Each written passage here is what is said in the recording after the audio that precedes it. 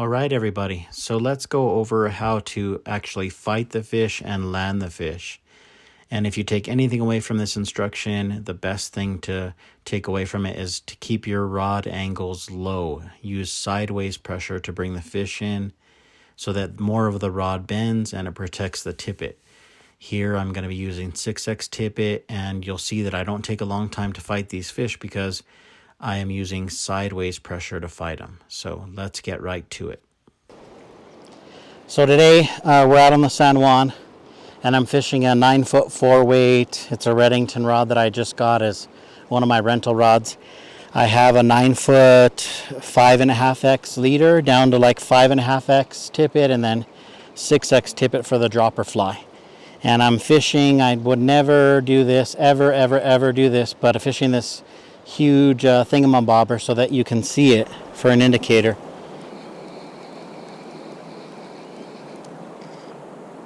So here's the thing about fishing 6X tippet, size 22, 24 flies, is a lot of people are afraid to put pressure on fish, and that's why I fish 4-weight and 3-weight rods, is so that I can bend the rod.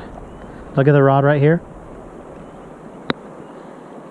You can see this 9-foot 4-weight is bending like crazy. And it looks like it's too much pressure, but what it's doing is it's shock absorption. All of that rod that bends is to protect the tippet.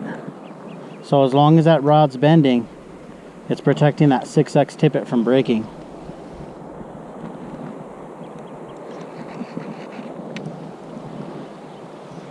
So I'm going to keep his head low, if he'll let me. Head low, you know, my rod is right, sideways pressure. Then I'm going to flip it to the left. And if you can get his head up, that's a lot of his power there. See, instead of pulling him out of the water immediately, I just leave him in the water. See if I can take the hook out while he's still in the water. They freak out a lot less if you can do that.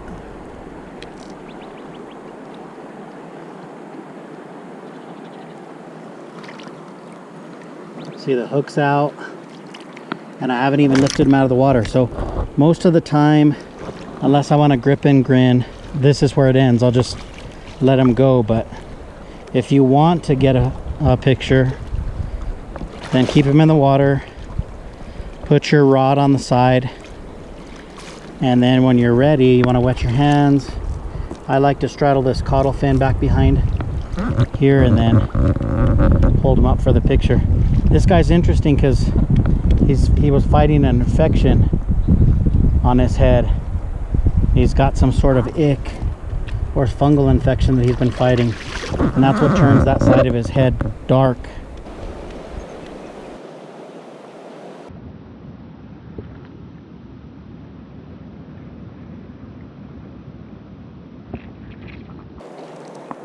There he is.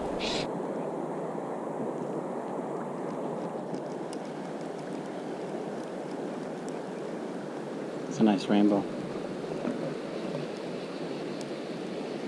So once he gets on the reel, as far as fighting him goes with 6X, my hand is off the reel. I'm going to let the rod bend and the reel drag. You pay a lot of money for that stuff. I'm going to let it do its job and work against the fish. And I'm going to keep trying to throw him off guard by keeping pressure, changing directions. I don't want his head to come up because that's when they like to spit it. If he wants to run, you just let him run. Even if it's across the river. All I'm going to do is keep my rod tip high. And what that does is it keeps the fly line and the leader out of the water, because the fly line and the leader are going to have a lot of drag on them. So once he goes far enough downriver to make it hard on me, you got to follow the fish. You see a lot of good anglers on YouTube and social media, even the fly fishing instructional videos, and they're chasing fish downriver, pulling a Brad Pitt, and that's what it takes sometimes. You want to keep pulling sideways into this fish's mouth. You envision him facing upriver. He's on the 6X tippet.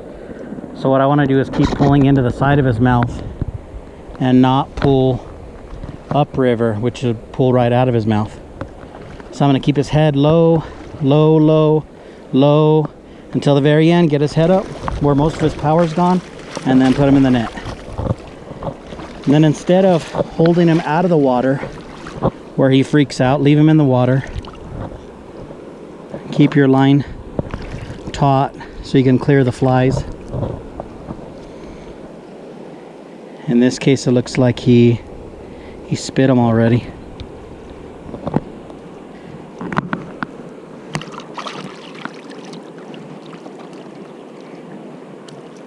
So I want to make sure that he doesn't have any flies in his mouth, not just from me, but from other anglers too.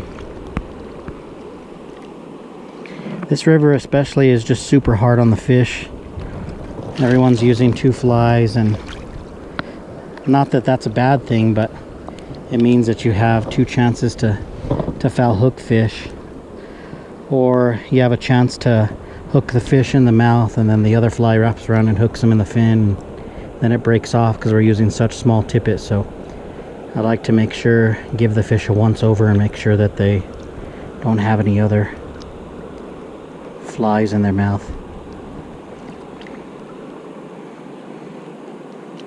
Aside from the one that I caught him on, which was a little brown RS2 with a CDC wing, like a size 22, tied on a 200R type hook. So if you want to get a picture, keep the fish in the water